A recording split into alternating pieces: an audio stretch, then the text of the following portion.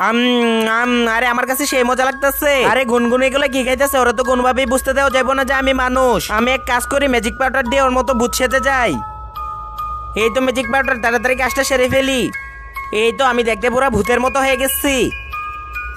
আরে গুনগুন, বুঝলাম না তুমি এগুলো কি খাইতেছো? আরে ডলি শোন, অনেকদিন পরে মানুষের হাত পা খাইতেছি, তুই খাইবি না কি? খাইলে এই জেনে। না না, আমি তো এই মাত্র খেয়ে এসেছি। তো ভূতুরে বাচ্চারা, আমি শুনছি আমাদের এই ভূতের স্কুলে নাকি একটা মানুষের বাচ্চা ঢুকে গেছে, আর ওই মানুষের বাচ্চাটাকেই খুঁজে বের করতে আমি এখানে আইছি। ওকে যদি আমি কোনোভাবে খুঁজে পেয়ে যাই তাহলে তো ওকে আমি কাঁচা চিবিয়ে খেয়ে ফেলবো।